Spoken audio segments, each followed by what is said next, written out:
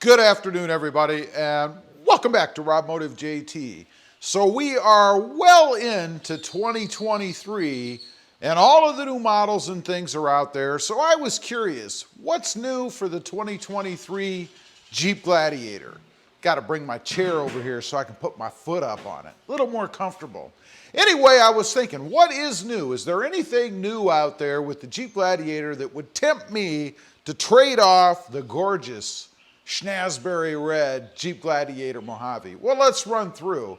And let me tell you, there aren't a ton of things, but there's a few. First of all, there are two new colors.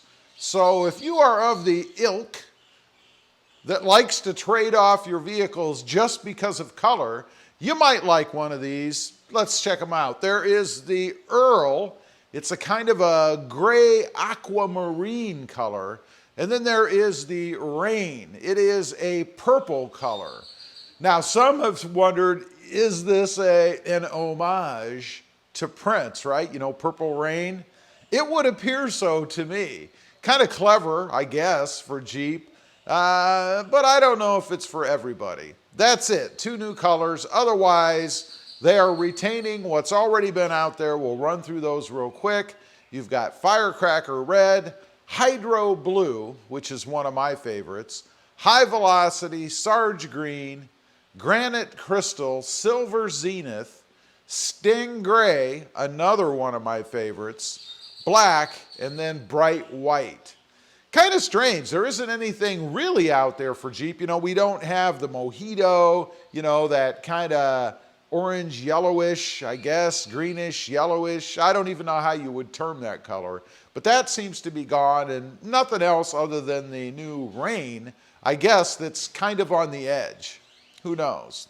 Now, there are a couple of new trim levels, if you will. Not really models, I guess, but things that they've added, given new names to. We have the new Freedom Package.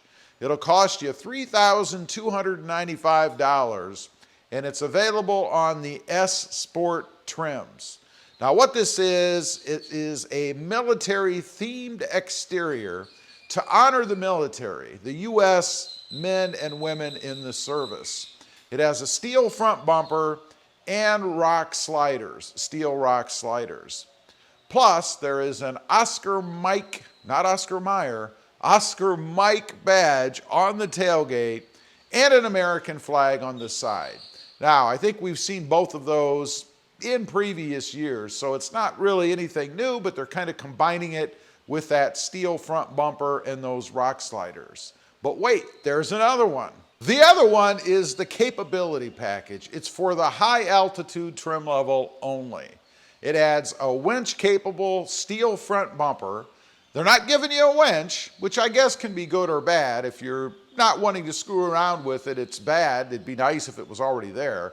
But you can add the type of winch that you want, you know, something in the aftermarket. It is a steel front bumper. There are steel rock sliders and an off-road camera for the front.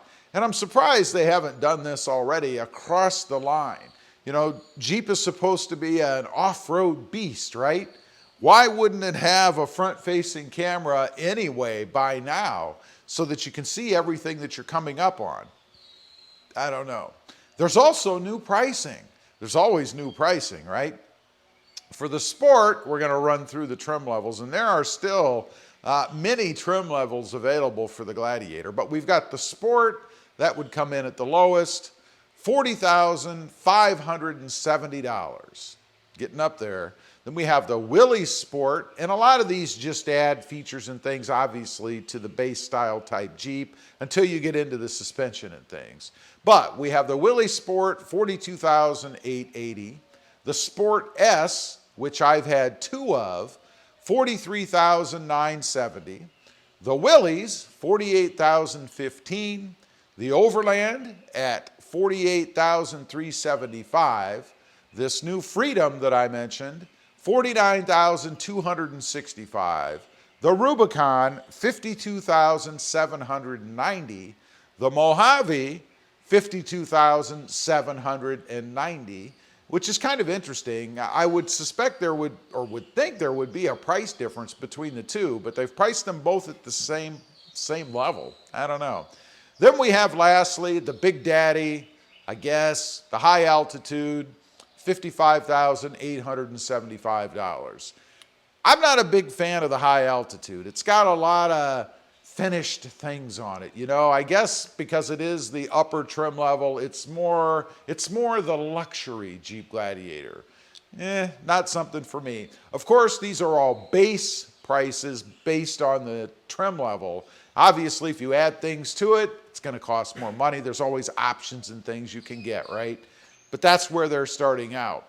Fuel economy wise, the diesel, 24 miles per gallon combined, and the gas, 3.6 liter, 19 miles per gallon combined, which is interesting because I've never gotten that kind of fuel economy on mine.